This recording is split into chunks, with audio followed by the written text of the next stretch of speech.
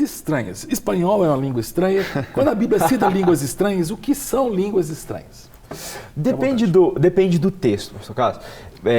Quando você fala do dom de línguas, você está falando de dom de línguas, né?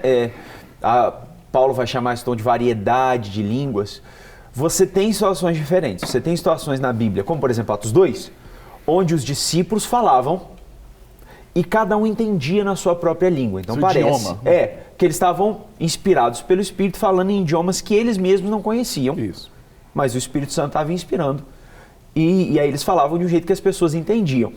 Tem um outro dom que é o de interpretação de línguas, que dá a entender que assim, não necessariamente esse dom de línguas vai ser o Espírito Santo te usando para falar um idioma.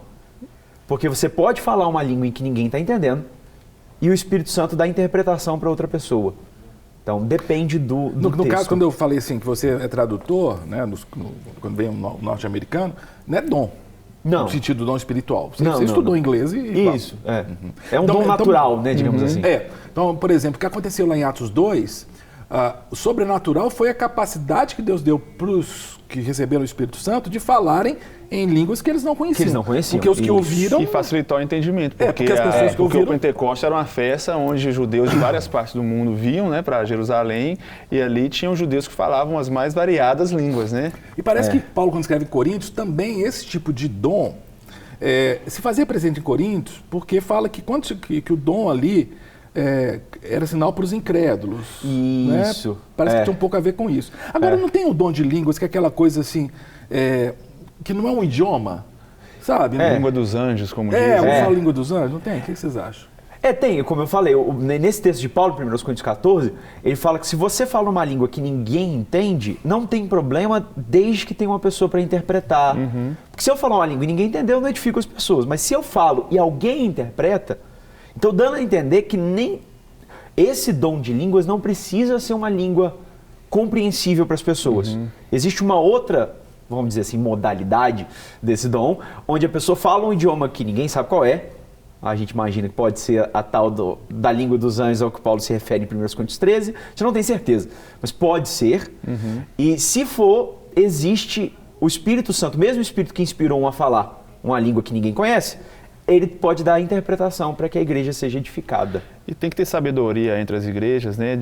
Porque a palavra fala que quem ora em línguas, né? Quem fala em línguas está edificando a si mesmo, né? Isso. E eu vejo muito, fica até uma dica aí, eu como jornalista sou um pouco crítico com relação a isso, quando eu ligo numa rádio evangélica, está lá o pastor sentando língua estranha, eu acho que isso é muito ruim. Sem ter interpretação. Porque você fala uma outra língua, né? Então, eu quero ter o meu momento com Deus, beleza. Ou então, se Deus levanta um para falar e levanta para interpretar, ok, a gente tem que ter muita sabedoria. Agora, na devoção individual, seja no quarto, seja na igreja local, mas aquele momento em que cada um está orando por si, aí a língua pode fluir, porque você está orando individualmente. Eu já ouvi falar de um caso de um programa de televisão evangélico em algum país da Europa, que eu não lembro, que o apresentador ou o entrevistado, eu não lembro, começou a falar uma língua estranha. E essa língua estranha era o alemão. E aí, imediatamente, uma pessoa ligou, chorando, eu não lembro o que aconteceu, não sei direito o caso, mas uma pessoa foi, aquele pastor, aquela pessoa que falou o alemão, Deus usou ele justamente para alcançar uma certa pessoa que estava assistindo o programa. É o Dave Robertson. Ele conta isso no Andar no Espírito, Andar no Poder. Ele tem um livro sobre oração em línguas. E ele conta isso. Porque ele fala assim, eu orava muito em línguas, mas assim, pessoal, né? Sim. Porque além do dom de variedade, tem o que a Bíblia chama de oração em línguas, que é você e Deus. O apóstolo Paulo fala, se ninguém entende, fica você e Deus orando. Perfeito. Não fala para as pessoas. Aí ele fala que uma vez ele estava justamente num programa de televisão, como esse agora, e de repente ele sentiu o impulso de começar a falar em línguas. Aí ele falou, vou obedecer o Espírito Santo, se Deus está falando, daqui a pouco ele dá a interpretação. Virou para a câmera, falou, e não veio nada. Aí o âncora cortou, chamou o intervalo, e o Deus Robinson conta que ele ficou assim... O que eu fiz? O que eu fiz, cara? Pô, falei, vou escandalizar as pessoas, ninguém foi edificado. Aí o editor chega falando da ligação. Uau! Falou, cara, eu não sabia que seu alemão era tão bom. Isso. Ele fala, nem eu. Olha, telespectador, telespectadora, se eu começar a falar russo, alemão, posso saber que é de Deus, cara. De Deus. Não é da gente. Só para polemizar um pouquinho, a minha igreja presbiteriana, a gente fala em línguas. Na pentecostal. Porque tem um lado pentecostal. Agora, por falar em línguas, eu não posso perder a piada, porque eu postei no meu Facebook, Procure no Google, no YouTube, a Dilma falando em francês. É imperdível. É imperdível. Se ela já é confusa falando em português, você vai... Não, sério, cara, eu fico com vergonha alheia, sério. Ela querendo falar em francês, gente, que vergonha me deu aquilo. Bom, fecha línguas, vamos aqui para a próxima pergunta. Deixa eu ler, eu vou ler um que está na tela e um de cá e um daqui. A pergunta vem da Paraíba, que legal, lá de Juazeirinho, a Maria Josiane. Obrigado, Maria Josiane. Beijo aí, vocês, todos os queridos paraibanos. Ela pergunta, é verdade que o batismo com o Espírito Santo é o complemento da salvação? E que se você ainda não recebeu o batismo com o Espírito Santo, você não está salvo?